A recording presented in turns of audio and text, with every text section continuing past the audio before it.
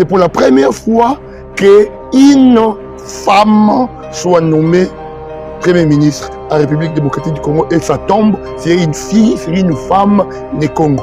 Et pour nous, nous ne cesserons jamais de remercier le président de la République, le chef de l'État, Fachi Beton, pour ses choix. Nous attendons Madame Judith dans le développement intégral de la République démocratique du Congo. Nous ne pouvons qu'applaudir Madame la Première ministre lorsqu'on aura un gouvernement et effectivement les personnes compétentes, j'allais dire, parce que la compétence est la clé du développement. Très heureuse de vous retrouver encore à ce deuxième numéro de votre émission, l'invité de la rédaction. Ici, nous sommes à l'esplanade de l'hôtel Lédia, toujours avec notre invité, l'habitué de l'émission, en fait. Il s'appelle toujours M. Jérès Maïbanzibanga. Je me tourne vers lui. Bonjour. Bon, bonjour. J'espère que vous allez bien. Là, vous me volez ma question. Je vais bien et vous? Super bien. Ok, ça se sent déjà. D'accord. Voilà, vous avez vu mon invité, l'habitué de l'émission, Jérès Maïbanzibanga, qui est le président de la fondation qui porte son nom, cadre de l'UNC, parti cher à Vital Kamere.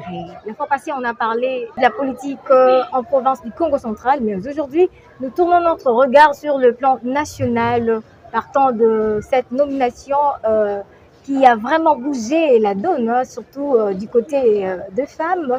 Nous avons vu à la tête de la République démocratique du Congo, du côté primature, Madame Judith Suminwa, qui n'est autre qu'une fille Nkongo, une femme Nkongo, et d'origine du territoire de Songololo, ici dans la province du Congo central. Alors, Monsieur Jérès, je vous reviens dans une minute pour parler tout de suite de ce que nous allons converser ici.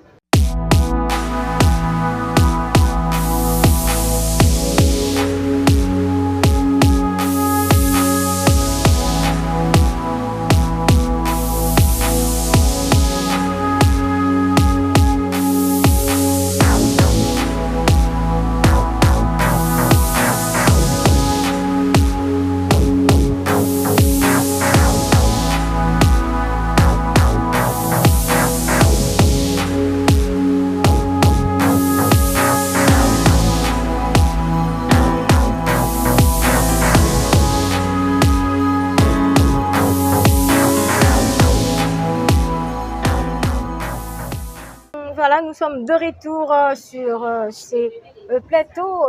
Aujourd'hui, nous allons parler de la nomination du Premier ministre, Madame Judith Suminwa Tuluka, pour la première fois à la tête de la primature de la République démocratique du Congo. Nous voyons le visage d'une femme. Alors, la question est pour M. Jérès Maïbanzibanga.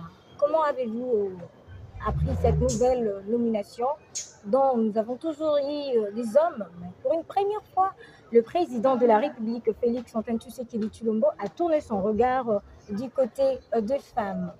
Merci beaucoup pour la question. D'abord, c'est une joie pour nous, les Nkongo, mais aussi, nous remercions les champions de la masculinité positive, qui est le président de la République, chef de l'État, Fachi Beton, qui trône ou qui veut placer la femme au centre de l'intérêt du développement de la République démocratique du Congo. Nous félicitons le président de la République, nous, les Nkongo, principalement nous, Bana Songolol.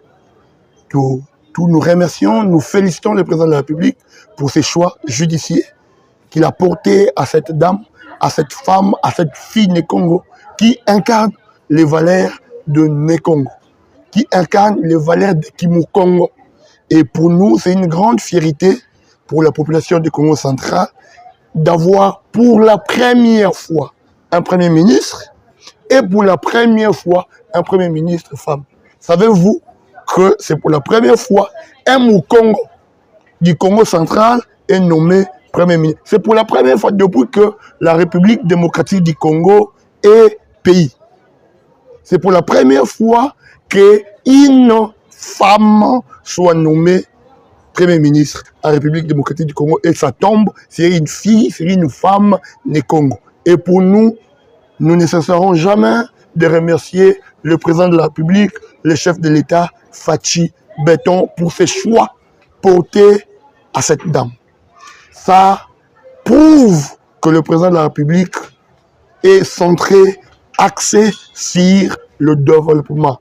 Parce que le portrait de Mme Sumina, il a démontré beaucoup de choses en étant ministre.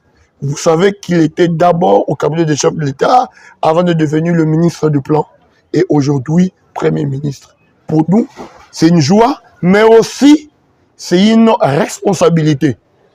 Ici, je vais tirer la responsabilité de tous les Congos, d'accompagner et de tout Congolais, d'accompagner la Première ministre, d'accompagner Mme Judith Toulouka à cette tâche pour que la fin qui justifie les moyens que la population de la République démocratique du Congo se retrouve dans l'action gouvernementale que Mme Sumina va engager.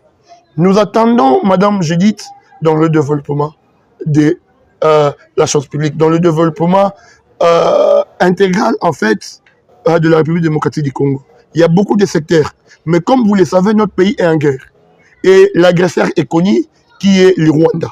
Et l'action gouvernementale doit prendre cette question-là en priorité pour la paix en République démocratique du Congo. Et cette paix ne peut passer que par le gouvernement qui est chapeauté par Madame la Première ministre. Et il y en a beaucoup de pays, des histoires qu'il peut faire pour développer les Congo. Je prends le volet social de la population. C'est très important. Le panier de la ménagère, on doit jeter un coup d'œil là-dessus. Aujourd'hui, nous avons une femme. Et quand on parle du panier de la ménagère, nous voyons exclusivement les mamans là-dessus. Et je crois, à mon humble conscience, que cette maman-là, qui est à la tête du gouvernement de la République démocratique du Congo, une femme intègre, une femme intellect, une femme qui a des capacités de donner à la République démocratique du Congo ce que les hommes ne n'avons pas pu donner en son temps. Et nous croyons que l'accompagnement de toutes les personnes qui seront dans ce gouvernement vont lui assister à donner ce que la population attend. Alors, ça fait déjà 21 jours depuis que le Premier ministre, Mme Judith Suminwa, a été nommée et elle vient déjà aussi de clôturer avec des consultations politiques. Alors, que pensez-vous par rapport au prochain gouvernement que Mme Judith Suminwa va déjà à très bientôt nous présenter, qu'elle-même déjà elle nous a donné un peu le briefing en nous parlant d'un gouvernement de compétents, des compétences professionnelles. Alors, que pensez-vous et qui aimeriez-vous voir encore dans ce prochain gouvernement qui pourra être un allié ou qui accompagnera Mme Judith à réussir en fait ses quinquennats? Je ne voudrais pas parler de noms de gens ou de personnaliser les débats sur des individus, mais je reste sur cette possibilité que Madame la Première ministre a épinglée. Cette possibilité est exclusivement liée aux compétences. Nous ne pouvons qu'applaudir Madame la Première ministre lorsqu'on aura un gouvernement et effectivement les personnes compétentes, parce que la compétence est la clé du développement.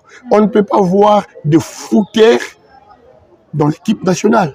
Le gouvernement national, c'est l'équipe nationale. Nous devons avoir le meilleur des Congolais dans chaque domaine qui vont compétir, mais ce n'est même pas une compétition, qui vont venir pour accomplir la vision du chef de l'État. Déjà avec le refus des têtes de différents représentants, de différents partis politiques et regroupements, être pour le prochain gouvernement, Mme Suminwa a décidé de choisir plutôt d'autres personnes que les têtes d'affiche. Pensez-vous que dans différents types de partis politiques, y a-t-il de personnes effectivement, un parti politique, c'est l'école. L'INC, qui est le parti cher à l'honorable Vital Kamerhe, regorge beaucoup de compétences en son sein. Effectivement, je suis d'accord avec Mme Sumina. Parce que ce qui se passe, c'est quoi?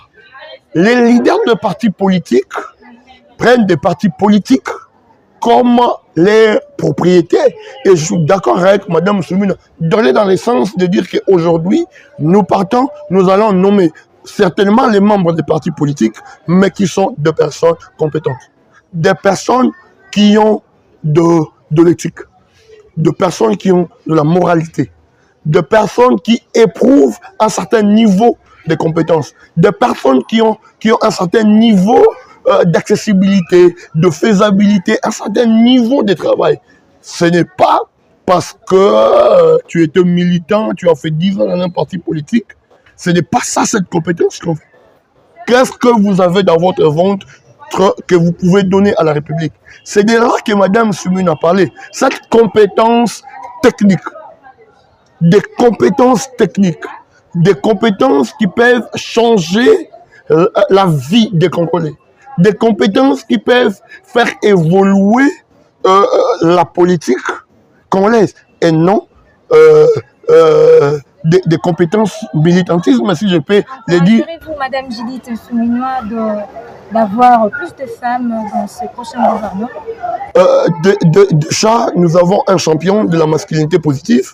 C'est vraiment un champion qui donne cette possibilité-là. Et aujourd'hui, déjà, je crois que c'est le président Félix Tshisekedi qui a donné la possibilité qu'on ait au gouvernement passé 30% des femmes. Et pourquoi pas, ça s'appelle processus, parce que ça fait 60 ans que la République démocratique du Congo existe, on n'a jamais eu une femme Premier ministre. Déjà, c'est encourageant. Si on peut avoir une 40% de femmes compétentes qui peuvent répondre aux questions du développement de la République, nous ne pouvons qu'applaudir. Voilà de quoi nous encouragerons Madame la Première ministre Judith Souminois à avancer de l'avant et de nous donner les résultats.